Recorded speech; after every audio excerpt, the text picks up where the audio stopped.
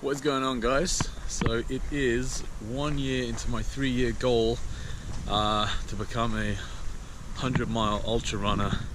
So I thought we'd do a 1-year video, take a look back at my first getting to know me video, see what goals I'd set for myself then and where we are now with those, and how my perceptions and my views on this whole project and going forward, how they've changed, and if at all.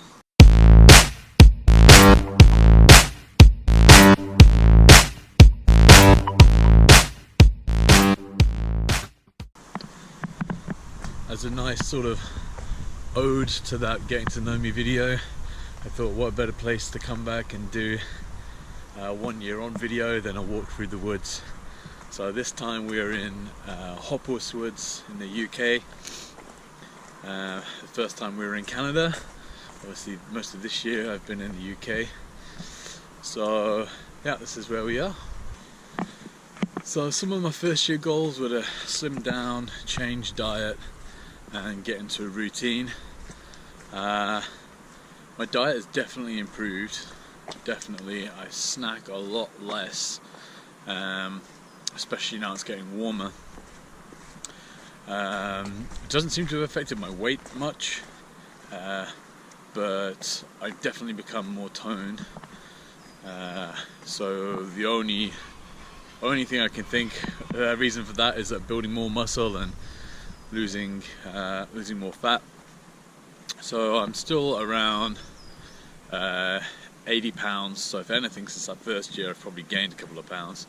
But I definitely feel fitter and better. Routine wise, I do have a fairly good routine. That is mainly because I've been like marathon training, so I have set amount of miles I do each week and days. You know, routine has to change, life gets in the way sometimes, but I generally try and stick to that. So routine is definitely slotted into place. And I've started going to the gym the last few months, so now I've got a new cross-training routine on Wednesdays, which is today. So I'm also introducing cross-training there as well, which is great.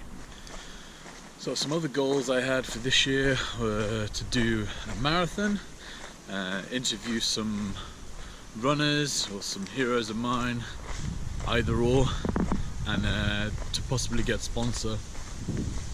So first of all, the marathon, well, we all know by now how that went. So due to injury, I wasn't able to do that. You know, that's one of those things, there's nothing I could have done about that. However, you know, that's obviously still the next thing in sight. So haven't achieved the marathon in the first year, which was one of my big goals, but out of my hands. In terms of interviewing runners, I haven't done that either, so I feel like I let myself down a little bit there with that. I've had opportunities, that's just pure laziness. I haven't had opportunities to interview anybody I say was a particular hero or inspiration of mine, but I've had plenty of time to interview runners. Did want to do a mini series called Who Runs, where I'll interview just all different kinds of runners basically, so show diversity, but something I didn't want to start and not finish, so that hasn't happened either. And sponsor, you know, I think that's a fairly unachievable thing. I mean, when you start these projects, you don't really know what you know, what's in store really. You can have high hopes, but I think it's safe to say that is something that's probably not going to happen. And that's fine. That was an unachievable thing, or something which I didn't particularly see like it was going to happen. But you never know. Who knows? A couple of years down the line, it could be one of the world's greatest ultra runners with many sponsors. I also had a fairly long list of things that I needed to get. So hydration vest was one, so I got that. GoPro filming on now, so that's helped me out a lot with the videos. What else? I've got trail and running shoes, at least 3 pairs in total, 3-4 pairs. What else did I get? So I got a head torch, so night running's all good now. So a few more things I need to check off the list, but running watch, got that as well. There's still a few more things that definitely need to be bought, but that is a big chunk of all the main things, so that was great. So what am I looking to do for this second year? What are my second year goals going to be? The first one is going to be top of my list, which is to stay injury free. So that's going to involve listening to my body quite a lot, trying to slow myself down, which is one of the hardest things that I found to do as a runner, is to not go race speed all the time when you're training. Really difficult, so I've got to try and slow myself down a bit and listen to my body and make sure I stay injury free this year. My next big goal, well 3 really, is 2 marathons and a 50-mile ultra marathon. So 2 marathons I already have kind of lined up. The first one is going to be, if I get my entry in time, is going to be the New Forest Marathon in September or October, can't quite remember which, and then the London Marathon for next year in June or July, whenever that is, or April even. So that's already signed up for. Obviously I've got my deferred place from this year just gone. So those 2 marathons, and then the 50-mile ultra is going to be the Lakeland 50. I just helped out marshalling at the Lakeland 50 and 100 this last weekend, which I'll do a little video about.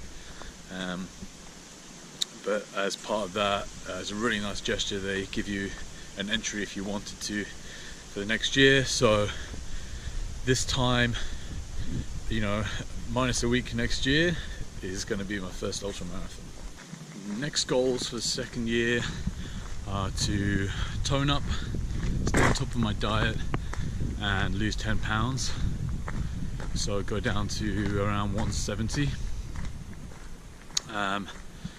So main reason for losing the weight is to obviously be a little bit lighter, move a bit quicker. Obviously a little bit difficult with my body type, but we'll see if it's achievable.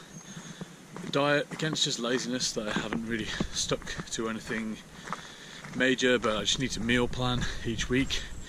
I've done it a few times but never actually stuck to it more than a week, so I need to meal plan more. And the toning up's going to come with all the gym work I'm doing, the diet. I have to stick to this cross training every week. I'd like to include a swim session each week if I can as well. So you know, I'm running then probably 5 times a week, and maybe mix one of those up for cross training or swim session. Next thing on the list for this year is to be more sociable and run with more people. So I did try it once and I struggled a little bit with running with other people, but I think it's something I really need to do and need to go out and make an active sort of effort to achieve. You know, there's some interesting characters out there in the running world, not just ultra running but even just normal runners. So I think I'm going to go out there and socialise a bit more, hit the trail with a few people, and you know, as part of that as well, get to interview a few people. So that is next on the list for year 2. Only last thing for this year is a couple of things to buy, which is a decent rain jacket, so a lightweight rain jacket that can fold it for the hydration pack for the long distances, and some hiking poles, so some poles for running. I would definitely need those when it comes to doing longer distances. However, I don't see an immediate need for either of those just yet. So a little far down the list, maybe Christmas time. It's a good time for those. Yeah, that just about sums up my list of things for year 2. So what have I learned from my first year running and doing this channel? Well, the first thing I'd say is probably about this channel, which is that I think it kind of always was for me as a vlog, really, so something I could look back on in a few years' time and see what I'd achieved. Of course, I hoped that more people come across it and maybe follow, but you know, I think you need more interesting content and stuff to keep people following. Hopefully that'll come as I start to do more races and get involved in stuff. But yeah, first of all, realization is that perhaps this video blog is more for me and the people close to me than anyone else. Probably by the amount of effort that I've been putting into it, I can say that, which is, you know, now on to once a month for a video. That would be the first thing I've learned about this year. Second thing I've learned, which is a very important thing, is to listen to my body more. So obviously I've had a couple of injuries since starting this whole journey, quite major ones really, big injuries. So I've learned how to avoid those happening, if you can ever really truly avoid getting injury. But certainly listening to my body more. You know, it's hard sometimes if you've got a long run planned and you're only a few miles into it, or halfway into it, or however far into it really, and you start feeling a little twinge. It's very hard to say, you know, I should stop, because you want to clock up the miles, you want to do well, you want to stick to your training, but ultimately listening to your body is going to be the best thing you can do for yourself. On that front, I say I've learnt bringing a phone with me every time I go running is also a good idea, in case I do have to pull up.